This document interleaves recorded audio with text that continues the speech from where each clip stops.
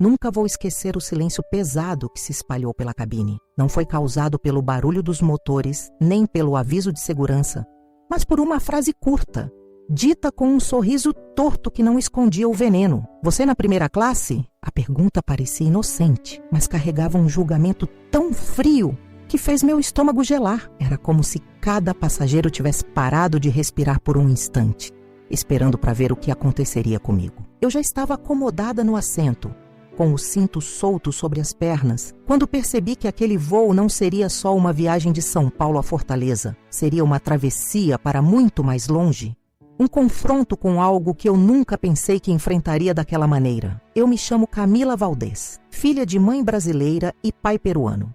Nascida em São Paulo e criada entre dois mundos que se encontravam no quintal da minha casa. O cheiro do café fresco que minha mãe fazia todos os dias e as canções em espanhol que meu pai cantava enquanto alinhavava tecidos numa máquina de costura cansada. Da infância, herdei a certeza de que a gente só se mantém de pé quando aprende a se orgulhar das raízes. E foi por isso que naquela manhã escolhi vestir o ruipil bordado que minha avó me deixou antes de partir. Era simples, de linho leve, mas cada linha colorida que cruzava o tecido carregava a força das mãos dela, as histórias que nunca couberam em livros.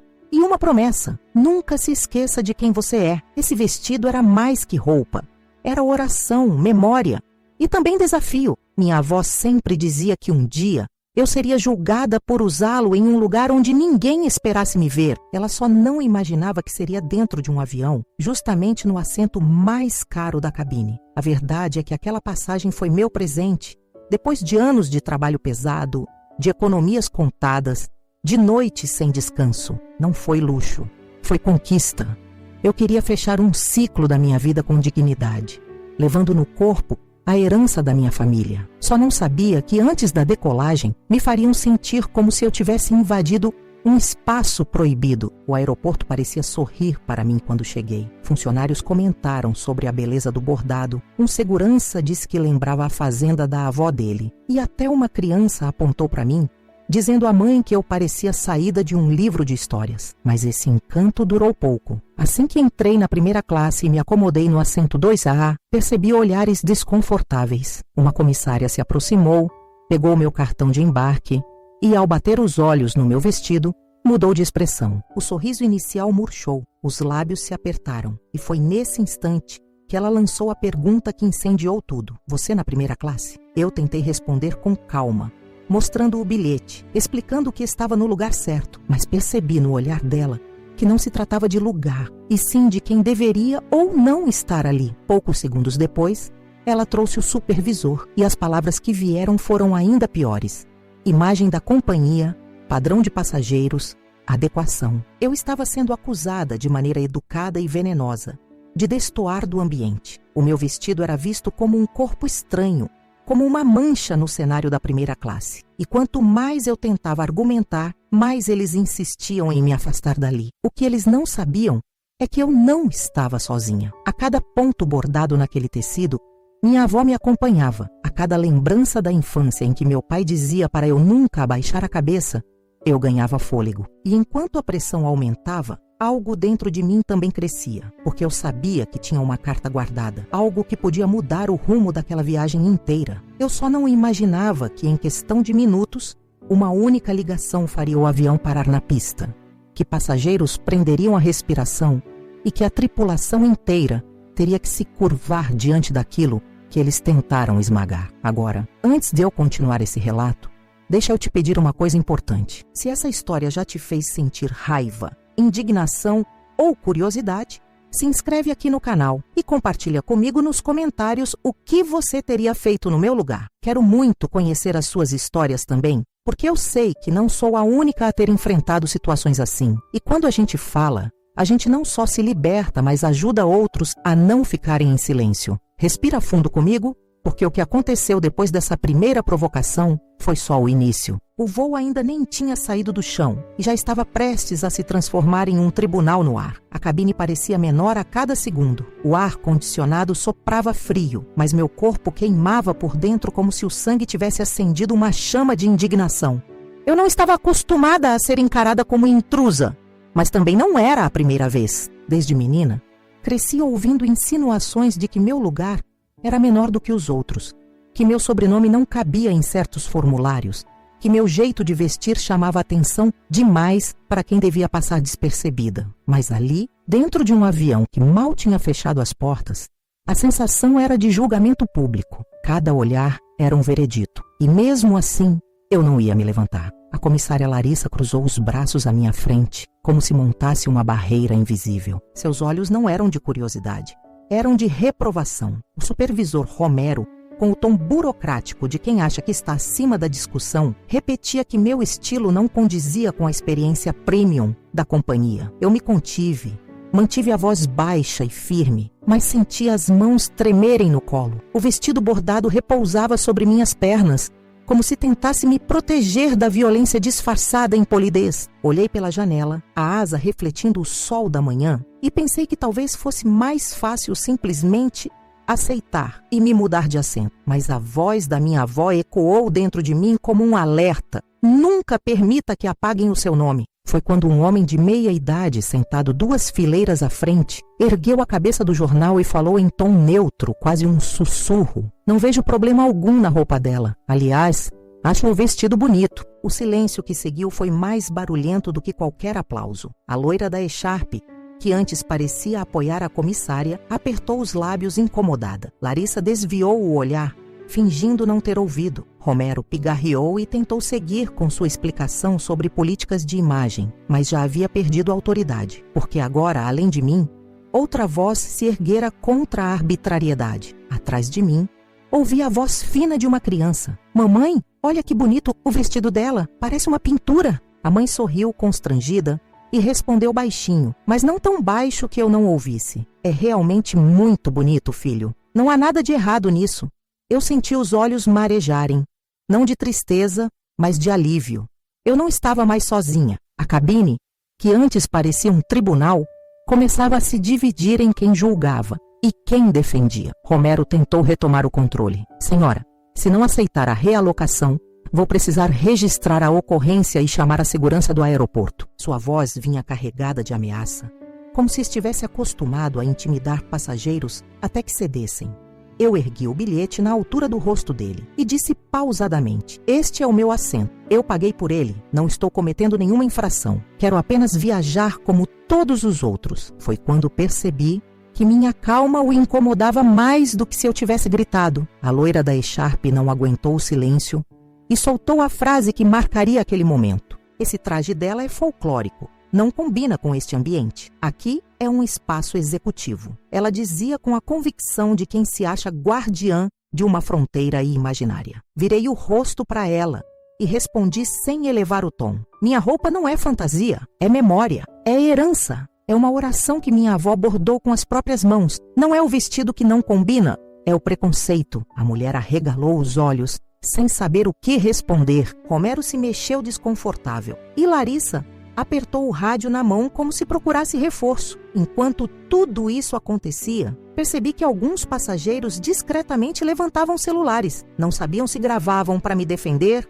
ou para se proteger de um eventual escândalo, mas cada câmera apontada era uma testemunha a mais. A pressão aumentava sobre a tripulação. Eles não estavam mais lidando apenas comigo, mas com dezenas de olhares atentos que registravam cada palavra. Foi nesse instante que um passageiro até então calado resolveu intervir. Era um homem de traços orientais, com um laptop no colo. Ele falou com segurança, apresentando-se como advogado especializado em direitos humanos. Disse em voz clara, para que todos ouvissem: a senhora está absolutamente correta. Não existe regulamento que proíba o uso de trajes tradicionais ou artesanais na cabine premium. Qualquer tentativa de removê-la pode ser configurada como discriminação e abuso de autoridade. O clima mudou na hora. Romero perdeu a cor do rosto. Larissa engoliu em seco. A loira da echarpe baixou os olhos para o colo. Mas ao invés de recuar, Romero se armou de arrogância. Se continuar dificultando o embarque, teremos que solicitar sua retirada do voo. Não se trata de discriminação, mas de ordem e segurança. Eu olhei bem nos olhos dele e respondi: ordem e segurança não são desculpas para esconder preconceito.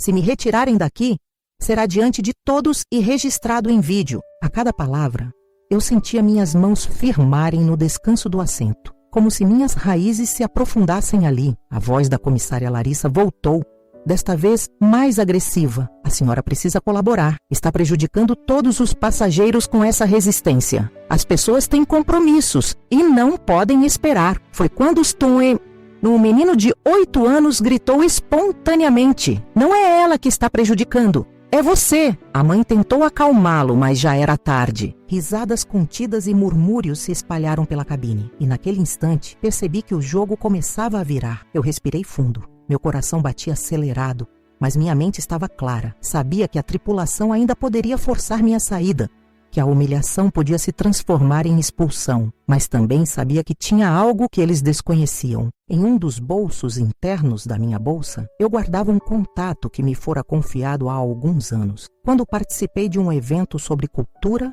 e inclusão em Brasília. Ali, conheci pessoas ligadas a órgãos reguladores do setor aéreo e até representantes de companhias. Um deles, impressionado com meu trabalho, me deu seu número pessoal e disse: se algum dia você for injustiçada em uma situação de transporte, me ligue. Prometeu que nunca ignoraria uma ligação minha. Eu nunca tinha usado aquele número, mas pela primeira vez, senti que talvez tivesse chegado a hora. Olhei em volta. O advogado mantinha os olhos fixos no supervisor, como quem aguardava a próxima manobra. O senhor do jornal abanava o rosto, impaciente com a demora. A loira da echarpe torcia o anel no dedo, incomodada. O menino me encarava com olhos cheios de expectativa. Eu sabia que qualquer decisão minha seria acompanhada por dezenas de testemunhas. Se me calasse, seria lembrada como a passageira que aceitou a exclusão em silêncio. Se reagisse, poderia transformar aquele voo em palco de uma denúncia maior. Foi nesse dilema que minha avó voltou a falar comigo dentro da memória. Diga o seu nome, Camila. Não deixe que apaguem quem você é. Eu deslizei a mão até a bolsa, abri o zíper e toquei o celular. O peso dele parecia diferente naquela hora. Era como se segurasse não apenas um aparelho, mas a chave de uma porta que mudaria o rumo daquela viagem. Romero percebeu o gesto e ironizou. Pode ligar para quem quiser, senhora. Nenhum contato vai mudar o procedimento da companhia. Larissa riu de canto de boca como quem já sabia o desfecho. O advogado ergueu uma sobrancelha curioso. Eu apenas olhei para Romero e respondi: veremos. Enquanto digitava o número, minhas mãos deixaram de tremer. A cabine estava em suspenso, como se todos prendessem a respiração. Quando a chamada completou e a voz do outro lado atendeu, eu disse em tom sereno, mas carregado de convicção: aqui é Camila Valdés.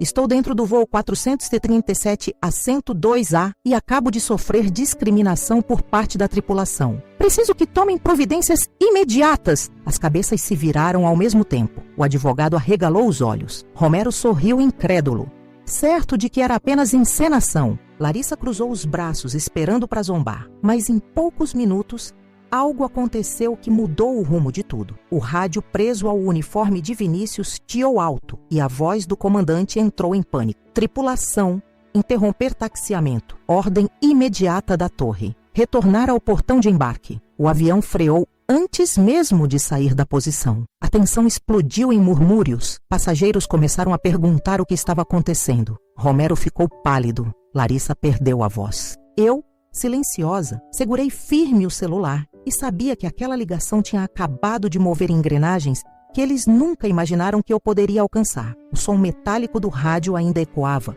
quando a cabine mergulhou em um silêncio denso, quebrado apenas pelos sussurros nervosos dos passageiros. O avião não tinha dado mais do que alguns passos no solo, mas a ordem vinda da torre caiu sobre todos como um trovão em céu limpo. Interromper taxiamento. Retornar ao portão de embarque. Era uma instrução que não se ouvia sem motivo grave. Mesmo quem não entendia nada de aviação, sabia que aquilo não era rotina. Romero, o supervisor, empalideceu. Ele tentou disfarçar a surpresa ajustando a gravata frouxa, mas seus olhos entregavam atenção. Larissa, a comissária, apertou os lábios até ficarem brancos, incapaz de pronunciar uma palavra. O jovem Vinícius, que desde o início parecia o único desconfortável com a situação, desviou o olhar para mim e, por um instante, deixou escapar um brilho de cumplicidade, como quem reconhece que algo maior estava prestes a acontecer. Os passageiros começaram a reagir. Um homem engravatado sentado 2 fileiras atrás, perguntou em voz alta o que estava acontecendo. Uma senhora levantou a cabeça do travesseiro inflável e quis saber se havia risco de atentado. A loira da echarpe, que até pouco tempo vibrava com a ideia de me ver expulsa, agora parecia nervosa, apertando a bolsa no colo como se buscasse proteção. O menino que tinha elogiado meu vestido olhou para mim com os olhos arregalados, como se eu fosse responsável por toda aquela reviravolta. Eu mantive o celular firme na mão. O contato do outro lado da linha ainda estava aberto, e eu pude ouvir a respiração apressada de quem coordenava algo em segundo plano. A voz dele, calma e grave, apenas disse: "Mantenha a tranquilidade. Já estamos cuidando de tudo." Era o suficiente para que meu coração, embora acelerado, se mantivesse firme. Romero tentou retomar o controle da narrativa. "Senhores passageiros, por favor, não se preocupem. Trata-se apenas de um procedimento técnico, nada mais." Sua voz soava como vidro rachado. Ele mesmo não acreditava no que dizia. O advogado, que antes se apresentou como especialista em direitos humanos, cruzou os braços e lançou um olhar penetrante em direção a ele, como quem guarda cada detalhe para usar depois. O avião iniciou o retorno lento ao portão. Pela janela, vi os veículos de apoio se movimentando de forma atípica, quase coreografada. Uma caminhonete branca da segurança se posicionou próxima à pista, algo que nunca acontece em embarques comuns. Os passageiros murmuravam entre si, tentando adivinhar o motivo de tamanha interrupção. A narrativa de Romero sobre um procedimento técnico não convencia ninguém. Foi nesse instante que Larissa, talvez para recuperar a autoridade perdida, se inclinou em minha direção. "A senhora não devia ter feito essa ligação. Sabe que pode trazer consequências para todos aqui dentro?" Seus olhos ardiam em raiva contida, como se minha simples resistência tivesse arruinado a rotina impecável que ela tanto prezava. Eu respirei fundo e respondi em voz calma, sem desviar o olhar: "Consequências não vêm de quem denuncia a injustiça, mas de quem a pratica." Ela recuou um passo, engolindo a resposta como se fosse veneno. Enquanto isso, os passageiros começavam a dividir opiniões. Alguns estavam claramente irritados com a demora, mas a maioria já percebia que havia algo errado com a conduta da tripulação, não comigo. O senhor que havia defendido meu vestido como bonito voltou a falar, desta vez em voz firme. "Nunca vi nada parecido. Não há motivo algum para essa passageira ser tratada assim. Se a companhia não esclarecer, vou registrar uma denúncia." Outros assentiram em concordância, murmurando palavras de apoio. O clima de tribunal começava a se inverter. Se antes eu era a ré, agora a tripulação parecia estar no banco dos acusados. O comandante anunciou pelo alto-falante que, por determinação da torre, permaneceríamos em posição de espera até nova ordem. Pediu calma a todos. Sua voz era neutra, mas havia uma nota de tensão inconfundível. Ninguém dava uma ordem dessas sem motivo urgente, e eu sabia qual era esse motivo. Segurei o celular no colo, escondendo parcialmente a tela. A pessoa do outro lado era alguém que, anos atrás, em Brasília, havia me olhado nos olhos e dito que eu jamais deveria aceitar ser diminuída em espaços públicos. Recordei a cena. Um auditório lotado, meu discurso sobre bibliotecas comunitárias e acesso à cultura. E a plateia aplaudindo quando contei como crianças ribeirinhas liam à luz de lanternas improvisadas. No final daquele evento, ele se aproximou, um homem de fala pausada, olhar firme, e disse: "Você tem algo que o mundo tenta apagar, mas que precisa brilhar. Se algum dia tentarem te silenciar em lugares de direito, me ligue. Eu não deixarei passar." Eu nunca imaginei que essa promessa seria testada dentro de um avião. Romero, incapaz de segurar o nervosismo, pegou seu rádio e tentou contato com a cabine de comando. Sua voz saiu trêmula. "Comandante, poderia confirmar o motivo do retorno?" A resposta veio seca, audível até para os que estavam próximos. "Ordem direta da torre." Sem discussão. Romero engoliu em seco e percebeu que a situação havia escapado de suas mãos. Foi então que o advogado se levantou. Sua voz ecoou na cabine. "Como passageiro, quero deixar claro que testemunhei um ato de discriminação contra esta senhora. Tenho tudo registrado em anotações. E, se necessário, acionarei a imprensa." O burburinho cresceu. Romero tentou ordenar que ele se sentasse, mas o homem se manteve firme. Não aceitarei que usem desculpas vagas para encobrir o que aconteceu aqui dentro. O avião parou definitivamente próximo ao Finger. Do lado de fora, através da pequena janela oval, avistei 3 homens de terno escuro caminhando em direção à porta da aeronave. Não eram funcionários comuns de solo. Seus passos eram rápidos e a postura carregava autoridade. O coração de Romero disparou visivelmente. Larissa ajeitou o coque, tentando recuperar a compostura, mas sua respiração denunciava o medo. O silêncio tomou conta de todos quando a porta do avião foi aberta de dentro. O som da escada sendo acoplada ecoou e passos firmes ressoaram pelo corredor estreito. Os passageiros se inclinavam discretamente para ver quem chegava. Quando a figura principal surgiu, vestindo um terno cinza impecável e expressão séria, percebi que os sussurros se transformaram em pura incredulidade. Eu o reconheci imediatamente, mesmo tantos anos depois do congresso em Brasília. Era ninguém menos que o presidente da Companhia Aérea para a América Latina. Um homem que raramente aparecia em público e, quando o fazia, era cercado por câmeras e discursos institucionais. Ali, dentro daquela aeronave, sem aviso, ele se apresentou de forma direta, com voz grave que ecoou em cada assento. Onde está a passageira Camila Valdés? Meu coração bateu tão forte que pensei que todos podiam ouvir. Levantei a mão devagar, tentando manter a calma, mesmo com a atenção da cabine inteira sobre mim. Ele caminhou até meu assento, inclinou-se levemente e disse com firmeza: em nome da companhia, quero pedir desculpas imediatamente pelo tratamento que recebeu. Sua voz não era de protocolo, era de indignação verdadeira. A reação foi imediata. Passageiros que antes apenas observavam começaram a aplaudir, ainda que timidamente. Romero tentou intervir, balbuciando que havia ocorrido um mal-entendido, mas o presidente o cortou seco. Não existe mal-entendido quando uma cliente paga por um serviço e é desrespeitada por sua aparência. Isso é inaceitável.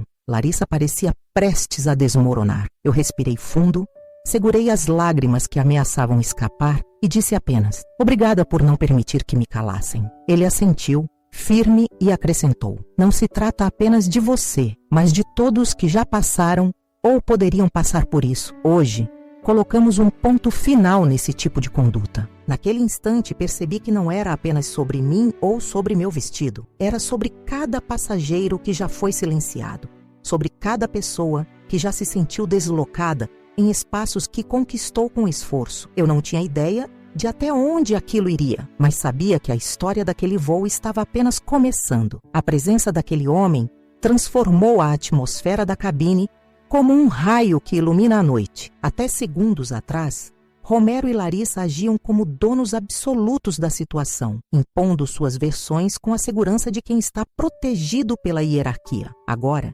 diante do presidente da companhia, seus corpos encolhiam, os olhos fugiam e a arrogância evaporava como fumaça. Os passageiros, que observavam em silêncio ou em murmúrios, pareciam finalmente respirar aliviados. Era como se todos soubessem que estavam prestes a assistir a uma cena rara, um ajuste de contas ao vivo, diante de testemunhas. O presidente me olhou com firmeza, mas também com respeito, e pediu para que eu permanecesse sentada. Em seguida, voltou-se para a tripulação. Sua voz soava como um martelo batendo em tribunal. Quero ouvir exatamente o que aconteceu. Não quero versões distorcidas, quero a verdade. Diante de todos os passageiros, o silêncio que se seguiu foi sufocante. Romero pigarreou.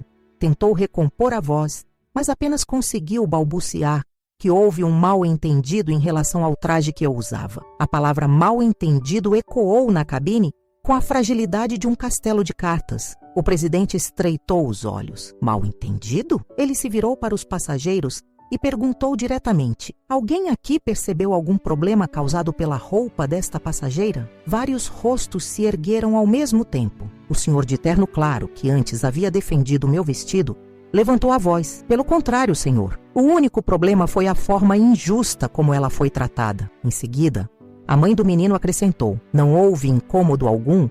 Todos estávamos tranquilos até a comissária questionar o lugar dela. O advogado de direitos humanos, então, se levantou e falou com convicção. Eu estava atento a cada detalhe. Trata-se de discriminação explícita. Tenho registros, anotações e testemunhas. Se a companhia não tomar providências, estarei pronto para levar o caso à justiça e à imprensa. Romero ficou paralisado. Larissa, com o rosto vermelho e a respiração acelerada, parecia lutar para encontrar uma desculpa plausível. Mas era tarde demais. As vozes na cabine se somavam, uma após a outra, confirmando que não havia motivo para a humilhação que tentaram me impor. O peso coletivo da verdade esmagava qualquer tentativa de manipulação. O presidente ergueu a mão pedindo silêncio e declarou em tom firme: não há dúvidas. O que ocorreu aqui foi preconceito, e isso é inadmissível em nossa companhia. As palavras caíram como sentença. Romero abriu a boca para protestar, mas o presidente não lhe deu espaço. A partir deste momento, estão suspensos de suas funções até a conclusão de uma investigação formal. O senhor Romero e a comissária Larissa não irão continuar neste voo. O murmúrio dos passageiros explodiu em comentários abafados, alguns surpresos, outros satisfeitos. A loira da echarpe, que antes me olhara com desprezo, agora desviava os olhos para a janela, envergonhada por ter apoiado os que me humilharam. Larissa não suportou. Com lágrimas nos olhos, se aproximou de mim e, em voz trêmula, murmurou: me perdoe. Eu não deveria ter dito aí o que disse. Fui leviana e injusta. A cabine inteira observava. Eu apenas a encarei em silêncio. Não havia ódio em mim, mas também não havia pressa em aliviar a culpa dela. A verdade precisava pesar sobre seus ombros. Romero, mais rígido, ainda tentou manter a postura, mas a voz do presidente o obrigou a se inclinar diante de mim e pedir desculpas em público. Senhorita Valdez, errei ao ameaçá-la. Minha conduta foi inaceitável. Naquele instante, algo dentro de mim se acalmou. Não porque as desculpas apagassem a dor do constrangimento, mas porque percebi que, pela primeira vez, não era eu quem tinha que se justificar. Eles estavam sendo obrigados a enxergar o erro que tentaram encobrir. Era como se uma balança invisível tivesse se equilibrado diante de todos. Os passageiros começaram a bater palmas. Primeiro tímidas, depois firmes, até que a cabine inteira vibrava com um som uníssono. Não era apenas para mim, era para a ideia de justiça que todos tinham acabado de testemunhar. Eu sentia os olhos marejarem, mas não queria chorar. Minha avó sempre dizia que lágrimas são sementes e que deviam ser guardadas para regar aquilo que a gente ainda precisa fazer crescer. Respirei fundo, olhei para o presidente e disse: aceito as desculpas, mas espero que essa situação não seja tratada como um caso isolado. O que aconteceu comigo já aconteceu com outros. É preciso mudar a cultura da companhia, não apenas punir duas pessoas. O presidente assentiu com seriedade. Tem toda razão. Já determinei que todos os nossos funcionários receberão treinamento obrigatório contra discriminação e preconceito. E mais, este voo só seguirá quando a senhora se sentir segura para continuar. Eu não sabia como responder. A força das circunstâncias me colocava em um lugar que eu nunca havia ocupado. Não era apenas uma passageira. Era a voz que representava todos que já foram calados. Os aplausos continuavam, e o menino que antes elogiara meu vestido se aproximou do corredor e me disse, com a inocência mais pura: eu quero crescer e usar uma roupa assim, bonita e colorida como a sua. Sorrindo para ele, respondi: e quero que você cresça num mundo onde ninguém diga que você não pode. Aquela cena de um menino sonhando livremente valia mais que qualquer reparação formal. Era a prova de que, quando resistimos, não resistimos apenas por nós, mas pelos que vêm depois. O presidente então orientou que Romero e Larissa desembarcassem imediatamente. 2 seguranças os acompanharam até a porta, sob o olhar atento e até indignado dos passageiros. Alguns murmuravam críticas, outros balançavam a cabeça em desaprovação. Eles desceram em silêncio, carregando não apenas suas malas, mas o peso de suas escolhas. Assim que a porta se fechou novamente, o presidente voltou-se para mim e disse: a senhora gostaria de mudar de assento ou prefere permanecer aqui? Respondi sem hesitar: prefiro ficar. Este é o meu lugar. Ele sorriu de forma contida e disse: então este voo continuará com a senhora em seu lugar de direito. Os passageiros aplaudiram outra vez, dessa vez mais calorosamente, com sorrisos sinceros. A loira da echarpe, envergonhada, abaixou a cabeça e evitou me encarar. O advogado fez um sinal positivo com a cabeça. Como quem dizia, sua coragem mudou a história deste voo. Naquele momento compreendi que não era mais apenas uma viagem. O que havia começado como uma tentativa de me excluir havia se transformado em um símbolo para todos ali dentro. E talvez até para além das paredes daquele avião. Agora eu quero falar diretamente com você que me acompanha nessa história. Se até aqui você sentiu indignação, se vibrou com cada momento em que a verdade veio à tona, eu quero te pedir uma coisa simples, mas muito importante. Se inscreva no canal e compartilhe nos comentários o que você faria se estivesse no meu lugar. Não é apenas sobre curtir um vídeo, é sobre criar um espaço onde histórias como a minha e como a sua possam ser ouvidas e respeitadas. Quero que você me conte também se já passou por alguma situação de injustiça, porque quando dividimos nossas dores, elas se transformam em força coletiva. Este espaço é nosso.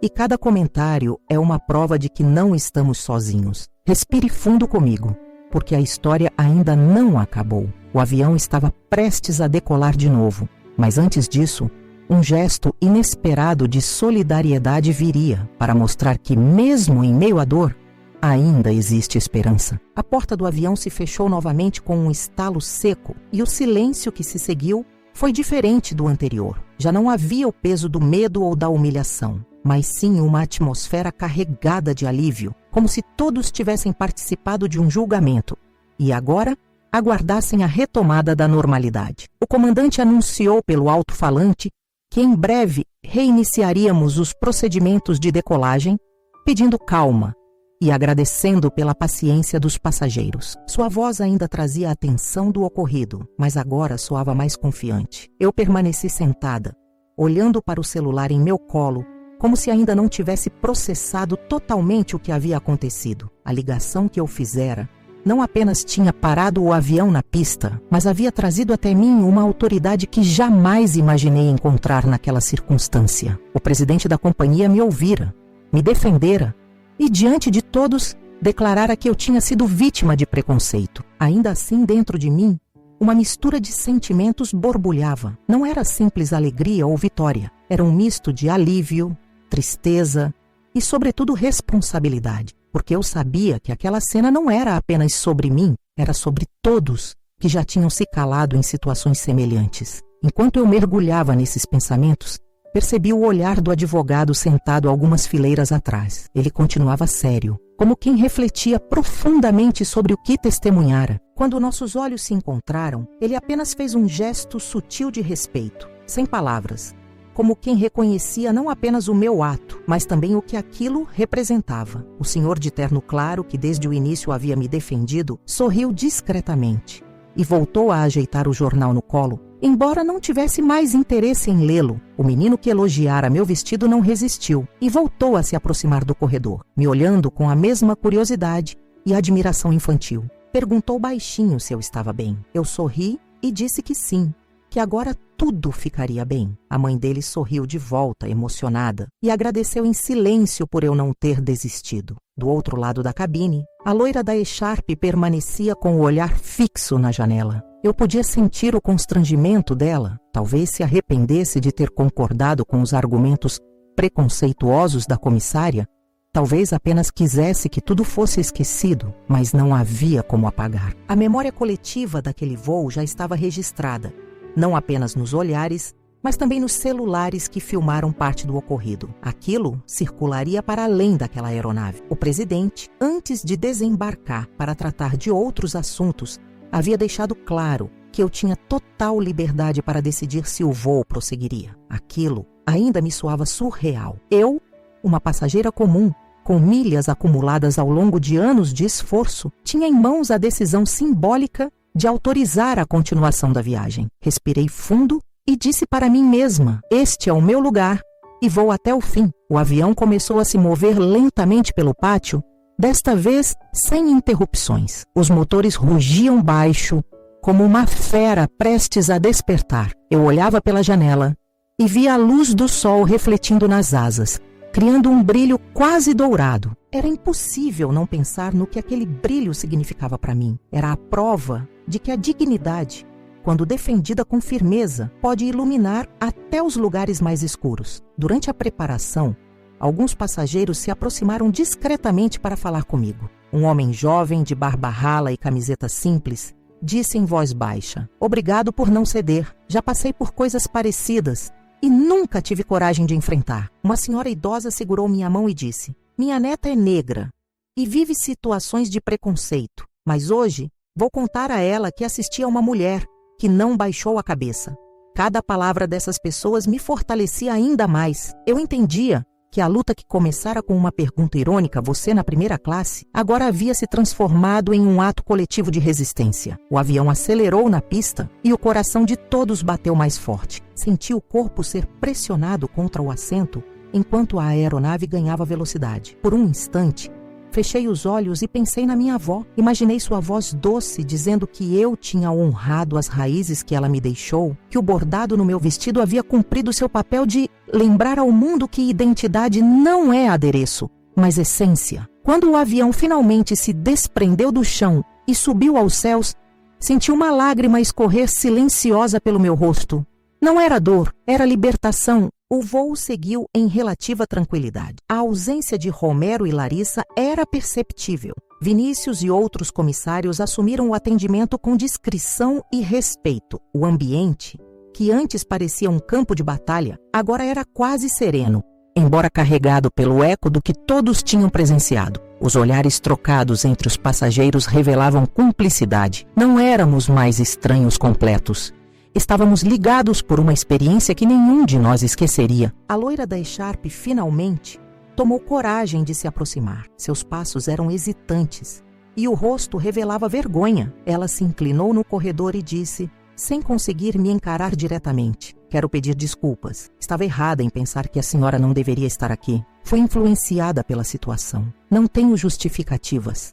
Apenas peço perdão." Eu a ouvi em silêncio. Não havia rancor em mim, apenas a constatação de que muitas vezes o preconceito se disfarça de normalidade e as pessoas se deixam levar sem questionar. Respondi apenas: "Espero que da próxima vez escolha se posicionar ao lado certo." Ela assentiu com um leve aceno e voltou ao seu lugar. O advogado então pediu a palavra. Ele se levantou no meio da cabine, como se estivesse em um tribunal, e declarou para todos: "Este voo não será lembrado apenas pelo atraso ou pelo desconforto, mas pela coragem de uma passageira que se recusou a ser silenciada. Eu mesmo farei questão de registrar formalmente o ocorrido e garantir que esse caso seja usado como exemplo de que o respeito é inegociável." Os passageiros aplaudiram novamente.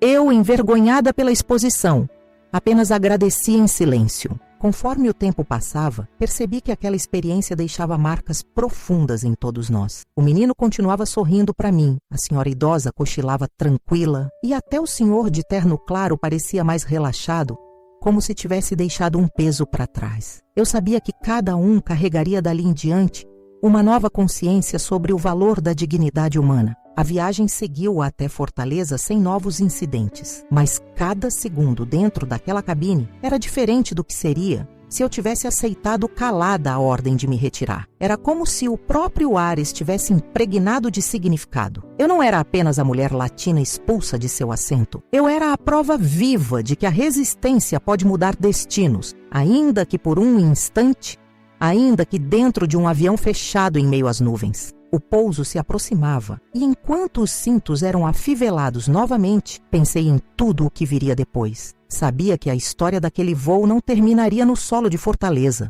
Sabia que as imagens gravadas, os relatos dos passageiros e até mesmo o posicionamento do presidente da companhia iriam se espalhar, causando debates, incômodos e talvez mudanças. E se fosse assim, eu já estaria satisfeita, porque o que começou como um insulto poderia florescer como um grito de justiça. O avião tocou o solo suavemente e o coração de todos vibrou com a sensação de chegada. Eu fechei os olhos por um instante, agradecendo em silêncio. Quando a aeronave reduziu a velocidade e começou a rolar pelo pátio, senti que um novo capítulo da minha vida estava prestes a começar. E eu estava pronta para enfrentá-lo, porque naquele voo aprendi de uma vez por todas que coragem também é herança e que cada bordado da minha avó era, na verdade, uma semente de resistência. O avião finalmente estacionou no portão de desembarque e o barulho dos cintos sendo destravados ecoou pela cabine como uma onda de alívio coletivo. As pessoas se levantavam com pressa, ansiosas para seguir viagem, mas os olhares ainda se cruzavam com uma intensidade incomum. Era como se todos soubessem que haviam participado de um momento que não seria esquecido. Eu permaneci sentada por alguns segundos, observando as expressões ao meu redor, tentando absorver cada detalhe. O senhor do jornal, que em nenhum momento se envolvera diretamente, aproximou-se do corredor, ajeitou a gravata e disse com sinceridade: "Foi uma honra dividir este voo com a senhora. Essas coisas precisam ser ditas." Agradeci com um sorriso contido, mas senti meu coração aquecer. Enquanto aguardávamos a abertura das portas, notei que alguns passageiros já começavam a digitar em seus celulares, certamente relatando a familiares e amigos o que haviam presenciado. Alguns até mostravam discretamente os vídeos que gravaram, imagens que em pouco tempo estariam circulando muito além das paredes daquela cabine. Eu sabia que aquilo poderia tomar proporções maiores do que eu imaginava, mas não tinha medo. A vergonha não era minha, e sim de quem tentou me humilhar. A mãe do menino se aproximou novamente, segurando a mão dele. Ela me olhou com os olhos marejados e disse: "Obrigada pelo exemplo. Meu filho nunca vai esquecer o que viu hoje. Ele já me perguntou no assento se quando crescer vai poder defender as pessoas como você defendeu a si mesma." Eu me abaixei para olhar nos olhos do garoto e respondi: "Você vai poder sim, e espero que faça isso com ainda mais coragem do que eu." O sorriso dele foi como uma bênção, e a mãe o abraçou com força. As portas finalmente se abriram, e os passageiros começaram a sair. Eu esperava apenas seguir com minha bolsa, mas percebi algo incomum. Logo na saída da ponte de embarque, havia jornalistas, câmeras e microfones. Alguém dentro do avião já havia alertado a imprensa, e agora o burburinho ganhava contornos públicos. O advogado que me apoiara aproximou-se de mim e disse baixinho: "Prepare-se, sua história já não pertence apenas a você." De fato,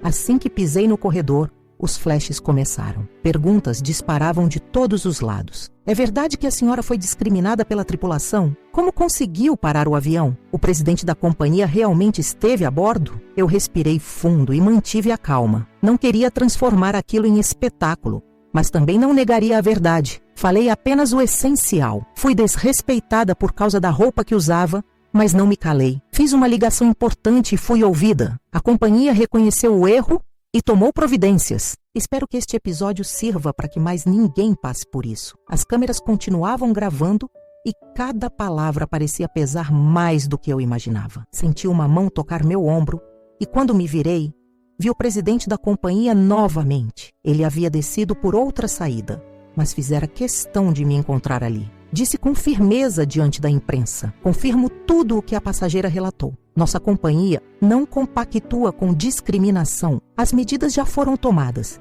e outras virão." A presença dele ao meu lado selou o destino daquela narrativa. Não havia mais como reduzir o ocorrido a um mal-entendido. Estava gravado, oficializado e testemunhado. Do lado de fora, no saguão do aeroporto, as reações continuavam. Alguns passageiros que não tinham participado diretamente, mas que ouviram falar no ocorrido, me abordaram para expressar solidariedade. Uma funcionária do aeroporto, com os olhos brilhando, me disse que também já havia sofrido preconceito por causa do cabelo e que se sentia fortalecida em me ver enfrentar a situação. Outras pessoas pediam fotos, não como se eu fosse uma celebridade, mas como símbolo de resistência. Era estranho e ao mesmo tempo reconfortante. Enquanto isso, meu celular não parava de vibrar. Mensagens de amigos, familiares e até desconhecidos que já tinham visto trechos do ocorrido circulando nas redes sociais. Minha irmã me escreveu: "Camila, você está na televisão." Eu mal podia acreditar na rapidez com que tudo se espalhava. O que tinha começado como uma pergunta carregada de desprezo: "Você é na primeira classe", agora estava em manchetes digitais. "Passageira denuncia discriminação e avião é parado na pista." Eu, que só queria chegar à Fortaleza para descansar, me via agora no centro de uma tempestade de atenção. Mas dentro de mim havia uma calma inesperada. Talvez porque eu soubesse que essa visibilidade não era sobre vaidade, e sim sobre dar voz a muitos que permanecem silenciados. Na saída do aeroporto, encontrei alguns voluntários do projeto de bibliotecas que eu coordenava. Tinham vindo me buscar e estavam atônitos com o que tinham visto na televisão enquanto aguardavam. Uma moça de tranças longas me abraçou forte e disse: "Você não imagina a força que deu para nós. Agora sabemos que podemos levantar a cabeça em qualquer lugar. Eu chorei no ombro dela, finalmente deixando que as lágrimas caíssem, porque ali, entre pessoas que conheciam minha luta diária, senti que não estava apenas reagindo a um insulto, mas transformando-o em algo maior. No caminho até a cidade, dentro do carro, fiquei olhando pela janela a paisagem nordestina se abrindo, com seu céu azul e suas casas coloridas. Pensava no peso da responsabilidade que agora carregava. Não sabia até onde aquela história iria, mas tinha certeza de que não poderia me esquivar. Minha avó, de algum lugar além da vida, certamente sorria, dizendo que o bordado no meu vestido tinha cumprido sua missão. Já em Fortaleza, enquanto caminhava pelas ruas, percebia olhares diferentes. Algumas pessoas já me reconheciam dos vídeos que circulavam. Acenavam de longe ou apenas cochichavam entre si. Era como se meu rosto tivesse se tornado parte de uma discussão maior. Eu me sentia exausta, mas também fortalecida, porque sabia que, de certa forma, aquele episódio já não era apenas uma ferida pessoal, mas uma chama acesa que iluminava outras histórias de injustiça. Nos dias seguintes, a repercussão só aumentou. Jornais, sites e programas de televisão repetiam as imagens do voo interrompido, do presidente da companhia entrando na cabine, das desculpas públicas. Especialistas debatiam sobre racismo, preconceito cultural, discriminação velada em ambientes elitizados. Eu, que antes queria apenas viajar em paz, agora era convidada a dar entrevistas, contar minha versão, explicar o simbolismo do meu vestido. Era cansativo, mas eu sabia que precisava aproveitar essa oportunidade para falar não apenas de mim, mas de todos. Foi nesse contexto que recebi uma mensagem inesperada. Era de um antigo professor da faculdade, alguém que sempre acreditou no meu potencial e me incentivava a estudar as raízes culturais da América Latina. Ele escreveu: Camila, você não tem ideia do impacto do que fez. Transformou um momento de dor em um ato político poderoso. Tenho orgulho de você. Eu sorri ao ler aquilo. Não me via como uma figura política, mas como uma mulher que, ao se recusar a ceder, abriu uma fresta para que muitos vissem a luz. Era isso o que importava. Naquela noite, ao me deitar na casa do meu namorado, exausta depois de horas de entrevistas e mensagens, pensei em como tudo tinha mudado em tão pouco tempo. O vestido bordado repousava dobrado sobre a cadeira, e eu o observei como se fosse uma relíquia. Lembrei das palavras da minha avó: cada ponto é uma oração, e percebi que naquele dia a oração havia se espalhado além da minha vida, tocando a de milhares de pessoas. Fechei os olhos e, antes de adormecer, prometi a mim mesma que não deixaria essa chama apagar, porque se o preconceito tenta nos excluir dos lugares altos, é justamente nesses lugares que precisamos permanecer, com a cabeça erguida e o coração firme. Os dias que se seguiram ao pouso em Fortaleza foram como uma avalanche. Eu mal tinha tempo de respirar. Cada vez que abria o celular, encontrava centenas de mensagens novas, de desconhecidos que diziam ter visto minha história na televisão, nas redes sociais, em blogs de opinião. Alguns compartilhavam suas próprias experiências de discriminação, relatando episódios dolorosos em bancos, hospitais, repartições públicas, restaurantes e empresas. Cada mensagem era um retrato de como a ferida do preconceito atravessava o país inteiro, disfarçada em diferentes formas. Eu lia tudo com atenção, emocionada e ao mesmo tempo assustada com a quantidade de gente que já tinha vivido situações parecidas. Ao mesmo tempo, começaram a surgir convites. Programas de televisão queriam minha participação. Jornais pediam entrevistas. Universidades me chamavam para palestrar. A primeira vez que subi a um auditório depois do ocorrido, senti o coração disparar. Havia uma plateia lotada, estudantes de diferentes cursos, e todos esperavam que eu dissesse algo inspirador. Eu subi ao palco com meu vestido bordado, o mesmo que tinha causado toda a confusão, e segurei o microfone. Olhei para aquela multidão e disse: não vim aqui como heroína, vim como alguém que cansou de abaixar a cabeça. O preconceito que enfrentei não é exceção, é rotina para milhares. A diferença é que naquele dia eu tinha um contato para ligar, mas a verdadeira mudança só virá quando ninguém precisar de contatos, e sim, apenas da própria dignidade. A plateia explodiu em aplausos, mas junto com o apoio vieram também as resistências. Algumas mensagens no meu celular eram ofensivas, carregadas de ódio. Pessoas anônimas diziam que eu só queria aparecer, que havia inventado a história para ganhar fama, que a primeira classe deveria ser reservada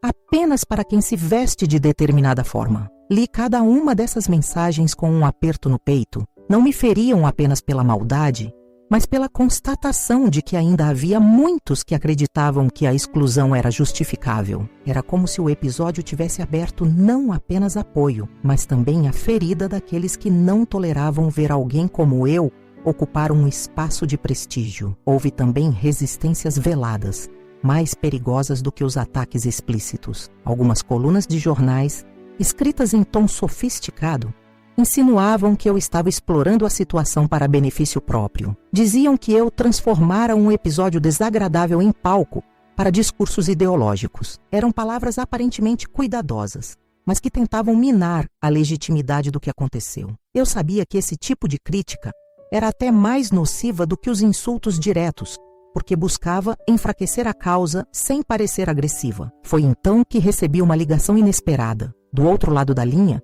estava o mesmo homem que atendera minha chamada no avião. O contato que havia me prometido ajuda anos antes em Brasília. Ele me disse: Camila, sua coragem abriu um caminho, mas agora você precisa se preparar. As pessoas vão te aplaudir, mas também vão te atacar. Querem que você desista. Não desista. Sua voz está maior do que você imagina. Fiquei em silêncio por alguns segundos, sentindo o peso da responsabilidade. Depois respondi: não vou desistir. Não porque seja fácil, mas porque sei que não estou falando só por mim. No meio de tudo isso, minha família também foi envolvida. Minha mãe, que sempre trabalhou discretamente como cozinheira em uma pequena escola, agora recebia perguntas de vizinhos, repórteres e curiosos. Ela me ligou chorando, dizendo que nunca imaginou ver meu nome em jornais. Meu pai, de fala calma, apenas disse que estava orgulhoso, mas que eu precisava manter os pés no chão. Eles tinham razão. Eu não podia deixar que a atenção me fizesse perder de vista a essência do que havia acontecido. Não era sobre fama, era sobre justiça. Numa noite silenciosa, sentei-me com meu namorado na varanda da casa em Sobral. O vento quente do sertão soprava leve e as estrelas iluminavam o céu escuro. Ele me olhou sério e perguntou: você está pronta para carregar isso? Não é só uma história. É uma luta que pode durar anos. Eu respirei fundo antes de responder. Não sei se estou pronta, mas sei que não tenho escolha. Se eu me calar agora, tudo terá sido em vão. Ele segurou minha mão e disse: então eu estarei ao seu lado. Aconteça o que acontecer. A repercussão também trouxe consequências inesperadas para a própria companhia aérea. A notícia de que 2 funcionários foram suspensos e que o presidente interveio pessoalmente correu o mundo. Analistas debatiam se a empresa havia agido por consciência ou apenas por pressão da exposição. Ações da companhia oscilaram na bolsa e relatórios internos vazaram, revelando que já existiam queixas antigas de discriminação não investigadas. A verdade é que minha história havia aberto uma caixa de Pandora que muitos prefeririam manter fechada. Enquanto isso, eu continuava recebendo convites para falar em lugares diferentes. Em uma escola pública de Fortaleza, encontrei adolescentes que me olharam com brilho nos olhos e disseram que queriam ser como eu. Em uma comunidade indígena no interior do Ceará, ouvi relatos de jovens que eram constantemente discriminados por falar em sua língua materna em público. Em cada encontro, eu percebia que minha luta individual se transformava em bandeira coletiva. E isso me dava forças para continuar, mesmo diante das críticas e ataques. Mas havia noites em que o peso era insuportável. Deitada na cama, eu lembrava do instante em que Larissa me olhou com desprezo e disse que meu vestido não era adequado. Aquela frase, embora superada, ainda ecoava como uma cicatriz. Eu me perguntava quantas outras pessoas ouviram algo parecido e permaneceram em silêncio, sem testemunhas, sem vídeos, sem apoio de presidentes. Pensar nisso me fazia chorar, mas ao mesmo tempo reforçava minha convicção de que precisava continuar falando. Um momento especialmente marcante aconteceu quando recebi uma carta de uma menina de 12 anos enviada por sua professora. Ela escrevia com letra trêmula: Tia Camila, vi sua história na televisão. Minha mãe usa roupas bordadas que ela mesma faz. E às vezes tenho vergonha quando ela vai me buscar na escola. Mas agora não tenho mais. Quero usar as roupas dela também. porque vi que são bonitas e importantes. Li aquelas palavras com lágrimas escorrendo pelo rosto. Ali entendi que a semente da mudança estava germinando em lugares que eu nem imaginava alcançar. No entanto, eu também sabia que a resistência aumentaria. Começaram a circular boatos de que Romero e Larissa tentariam processar a companhia por tê-los exposto. Alguns colunistas diziam que eu havia exagerado. Grupos anônimos espalhavam comentários difamatórios sobre minha vida pessoal, tentando me descredibilizar. Era como se o sistema reagisse contra mim, tentando me empurrar de volta para o silêncio. Mas eu não cedia. A cada ataque, respondia com serenidade e lembrava a todos que não era sobre mim, mas sobre todos os que sofriam em silêncio. Foi nesse cenário turbulento que recebi um novo convite inesperado. Uma organização internacional de direitos humanos queria me levar para contar minha história em um congresso fora do Brasil. Seria a primeira vez que eu viajaria para fora do país com a missão de representar não apenas a mim mesma, mas toda uma causa. O coração bateu forte ao receber o convite. Minha avó, que nunca saiu do interior, talvez nunca imaginasse que o bordado dela viajaria tão longe, estampando não apenas um vestido, mas uma bandeira de resistência. Na noite em que aceitei o convite, fiquei olhando o vestido pendurado no cabide. Toquei com a ponta dos dedos cada flor bordada, cada ponto de linha, e senti como se pudesse ouvir a voz dela, dizendo que eu estava no caminho certo. Eu sabia que a luta ainda seria longa, cheia de vitórias e derrotas, mas naquele momento me senti preparada, porque entendi que minha história já não era apenas minha. Era de todos que acreditam que dignidade não se negocia, não se adapta, não se pede por favor. Dignidade é direito. A preparação para a viagem internacional foi cercada de ansiedade e expectativa. Eu nunca tinha saído do Brasil, nunca tinha atravessado fronteiras além das que existiam dentro de mim mesma. Quando recebi a confirmação de que participaria de um congresso em Genebra, organizado por uma instituição internacional de direitos humanos, senti meu coração bater como se fosse uma adolescente prestes a viver algo inédito. Eu olhava para o meu vestido bordado e pensava que cada ponto de linha, costurado com as mãos da minha avó, agora seria visto em outro continente, diante de pessoas que talvez nunca tivessem ouvido falar de uma história como a minha. Os dias que antecederam a viagem foram preenchidos com mensagens de apoio, entrevistas e também novas ondas de críticas. Algumas pessoas diziam que eu estava me aproveitando da situação, que havia transformado um incidente em um trampolim para ganhar espaço. Essas palavras pesavam. Mas eu me lembrava da carta da menina que me escreveu sobre a mãe e os bordados. Era por ela e por tantos outros que eu continuava. Não se tratava de buscar fama, mas de garantir que ninguém mais fosse tratado como intruso em lugares onde tinha direito de estar. No aeroporto, prestes a embarcar, senti uma estranha ironia. Eu estava ali de novo diante de um avião, mas desta vez em condições completamente diferentes. Agora eu não entrava com o peso do medo, e sim com a força de quem sabia que tinha voz. Carregava comigo uma pequena mala e, cuidadosamente dobrado, o mesmo vestido que causara tanta polêmica. Decidi que o usaria no congresso, não como afronta, mas como símbolo. Era a minha forma de dizer ao mundo que as raízes que tentaram diminuir eram, na verdade, minha fortaleza. O voo foi longo, mas tranquilo. Enquanto cruzava o oceano, olhando pela janela o manto escuro da noite, pensei em como minha vida tinha mudado em tão pouco tempo.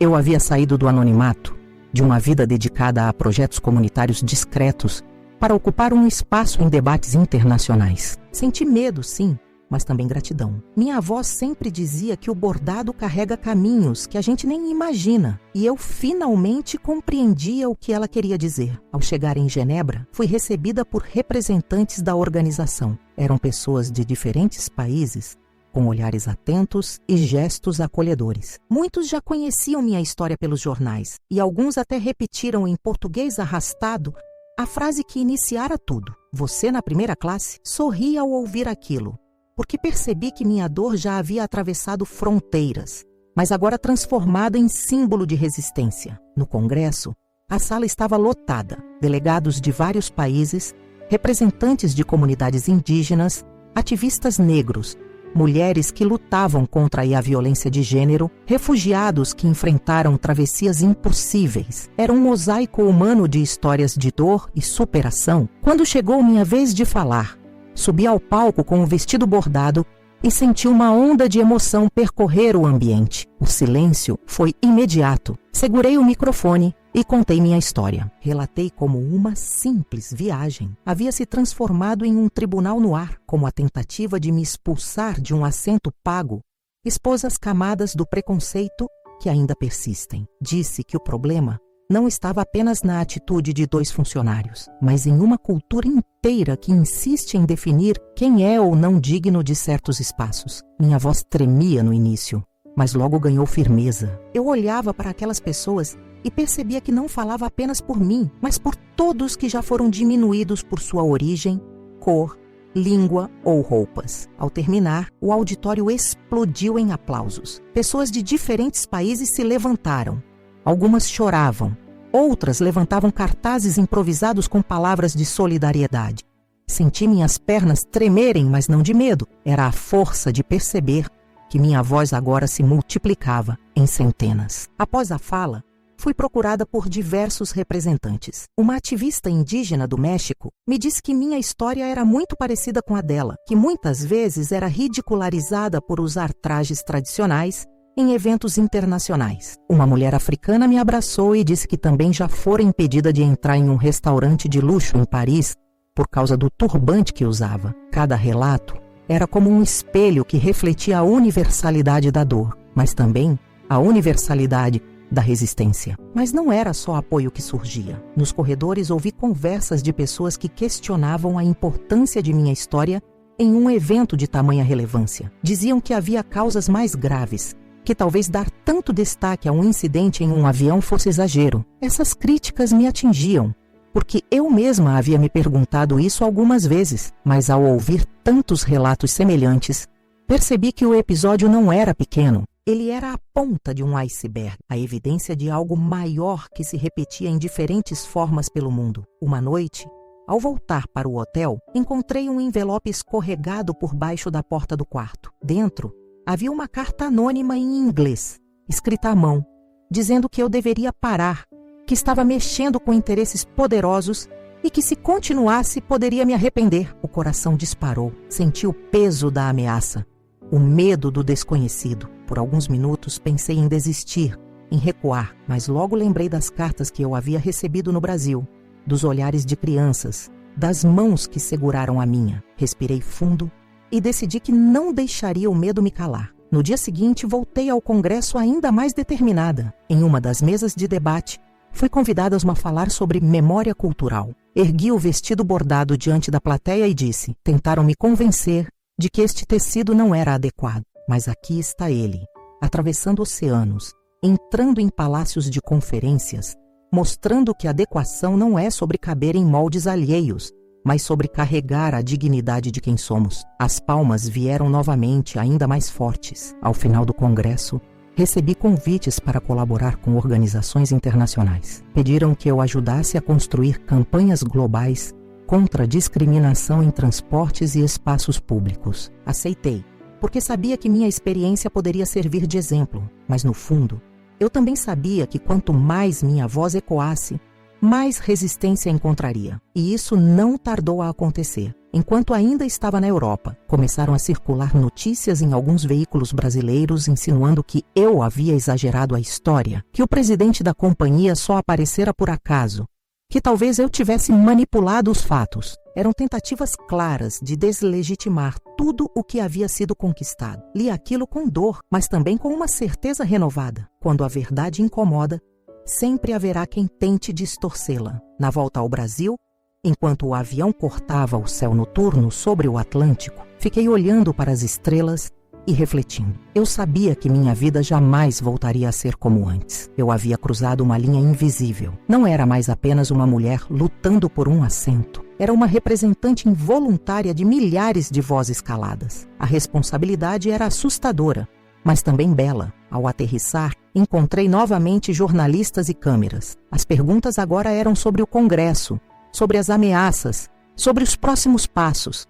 Respondi com calma, dizendo que não se tratava de mim, mas de todos, e que continuaria falando, porque cada vez que uma pessoa fosse silenciada, eu lembraria do dia em que tentei ser expulsa de um assento pago e, em vez disso, ajudei a abrir espaço para muitos outros. Naquela noite, de volta ao meu quarto simples, dobrei o vestido bordado e o coloquei sobre a cama. Passei as mãos sobre os fios coloridos e senti como se minha avó estivesse ali, dizendo que a luta estava apenas começando. Os dias que se seguiram ao meu retorno ao Brasil foram ainda mais intensos do que os que antecederam minha viagem à Europa. Se de um lado havia apoio crescente, do outro, as críticas se transformavam em ataques articulados. Eu já não recebia apenas mensagens isoladas de ódio, mas percebia a movimentação de grupos inteiros que tentavam me desacreditar. Em algumas redes sociais, perfis falsos se multiplicavam, espalhando boatos de que eu havia inventado a ligação misteriosa, que o presidente da companhia nunca tinha entrado no avião,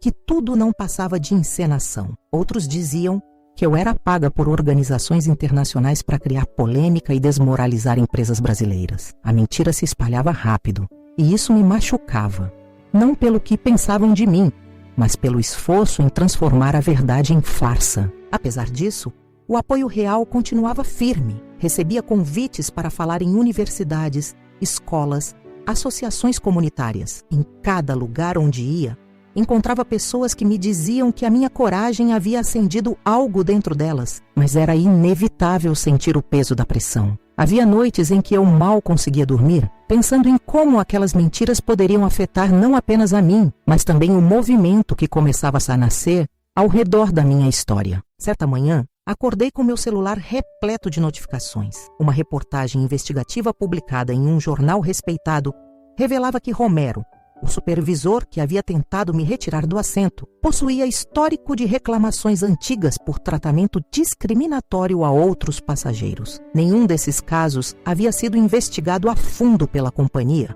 mas agora, com a repercussão do meu episódio, vinham à tona como um vendaval. A matéria incluía depoimentos de pessoas que afirmavam ter sofrido humilhações parecidas, algumas tão antigas que já tinham perdido a esperança de serem ouvidas. Essa revelação mexeu profundamente com a opinião pública. De repente, ficou claro que o que aconteceu comigo não era um caso isolado, mas parte de um padrão negligenciado por anos. A companhia aérea, pressionada, anunciou mudanças estruturais. Novos treinamentos seriam implementados.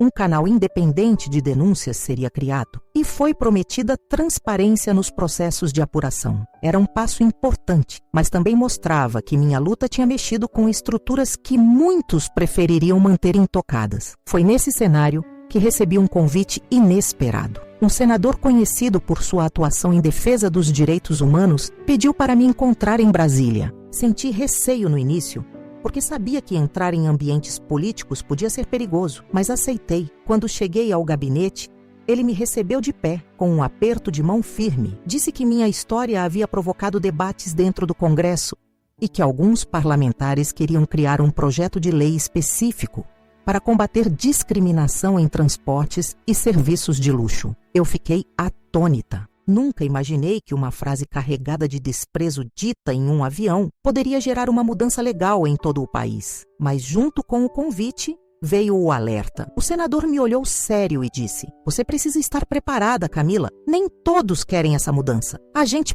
poderosa que prefere que tudo continue como está. Você vai ser atacada, vai ser pressionada. Mas se tiver coragem, pode ajudar a mudar a história." Eu respirei fundo e respondi que não tinha chegado até ali para recuar. Enquanto isso, as redes sociais continuavam sendo campo de batalha. Eu já havia aprendido a lidar com críticas, mas os ataques se tornavam cada vez mais pessoais. Tentavam expor detalhes da minha vida privada, distorciam minha trajetória, inventavam mentiras sobre minha família. Era doloroso, mas ao mesmo tempo revelador, porque se estavam tentando me calar com tanta violência, era sinal de que minha voz realmente estava incomodando. Num desses dias de maior tensão, recebi uma ligação que me surpreendeu. Era o presidente da companhia aérea novamente. Ele disse que acompanhava tudo de perto e que, apesar da turbulência, a empresa estava comprometida em seguir com as mudanças. Em seguida, acrescentou algo que me emocionou. "Camila,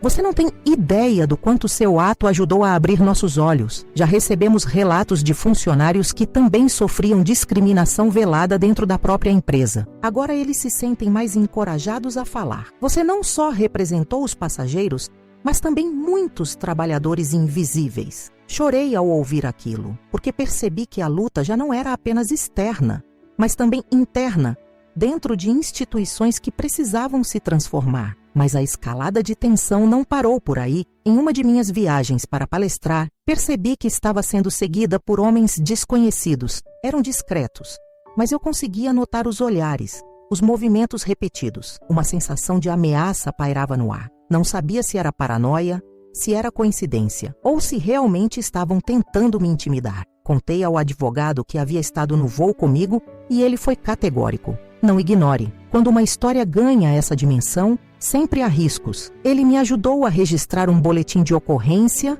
e a pedir proteção em alguns eventos públicos. No entanto, nem tudo era medo. Havia também momentos de esperança intensa. Uma escola do interior me convidou para uma palestra. E quando cheguei, vi dezenas de crianças usando roupas tradicionais de suas famílias, como se quisessem me mostrar que não tinham vergonha de suas raízes. Foi impossível conter as lágrimas. Cada rosto infantil era uma lembrança de que a luta valia a pena. Com o passar dos meses, percebi que minha vida havia mudado de forma irreversível. Eu já não era apenas Camila Valdés, coordenadora de projetos comunitários. Eu havia me tornado símbolo de uma luta maior, gostasse ou não, e com isso vinham responsabilidades que eu nunca tinha pedido, mas que agora abraçava. Enquanto refletia sobre tudo isso, comecei a sonhar com minha avó com frequência. Nos sonhos, ela aparecia sentada em sua cadeira de palha, bordando calmamente, enquanto me olhava com ternura. Nunca falava nada,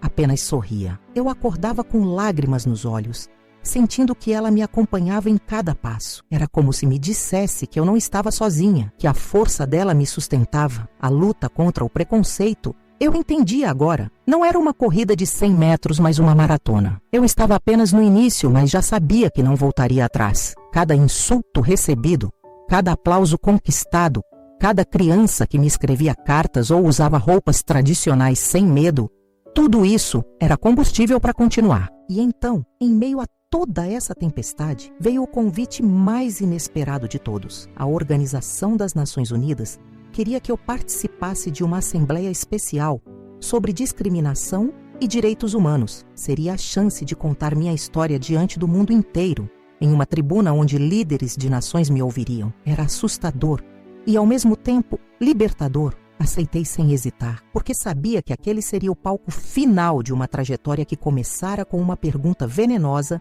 dentro de um avião. E naquele momento, percebi que estava pronta para transformar essa pergunta em resposta. Uma resposta que não viria apenas de mim, mas de todos que eu carregava comigo. A viagem até Nova York parecia ter um peso diferente de todas as outras que já havia feito. Eu não estava indo apenas para contar uma história, mas para enfrentar o mundo em nome de algo maior do que eu mesma. A Assembleia Especial das Nações Unidas reuniria líderes de países, diplomatas, jornalistas e ativistas de todo o planeta. Eu, uma mulher que um dia fora humilhada por usar um vestido bordado no assento de um avião, agora seria ouvida em uma das tribunas mais importantes da Terra. Cada batida do coração parecia ecoar dentro de mim como um tambor ancestral. Na noite anterior ao discurso, quase não consegui dormir. Revivia cada cena em minha mente. A pergunta venenosa.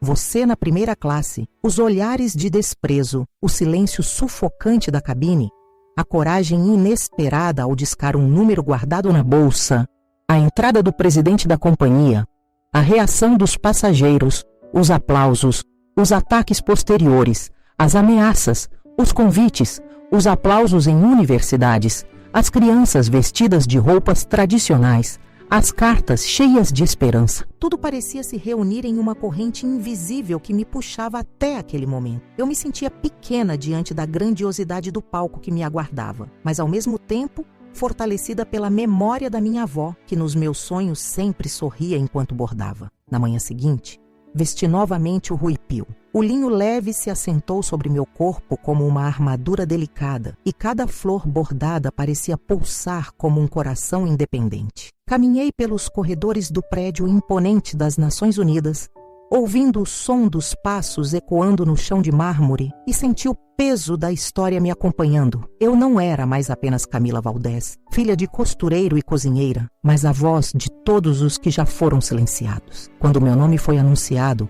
um silêncio reverente tomou conta do auditório. Subi os degraus com as mãos frias, mas a coluna ereta. A tribuna parecia maior do que eu, mas respirei fundo e olhei para a plateia. Vi rostos de todas as cores, línguas diferentes traduzidas em fones de ouvido, câmeras apontadas, cadernos de anotações prontos para registrar cada palavra. E então comecei. Contei minha história desde o início. Falei da infância em São Paulo, do legado da minha avó, das costuras que eram orações, do orgulho das raízes. Relatei o dia em que entrei em um avião apenas para viver a alegria simples de ocupar um assento conquistado com anos de trabalho e de como essa alegria foi interrompida por uma pergunta que carregava séculos de preconceito. Recriei o silêncio pesado da cabine, os olhares desconfiados, a tentativa de me expulsar de um espaço pago com meu esforço. Disse que naquele momento eu poderia ter me calado, poderia ter aceitado a exclusão,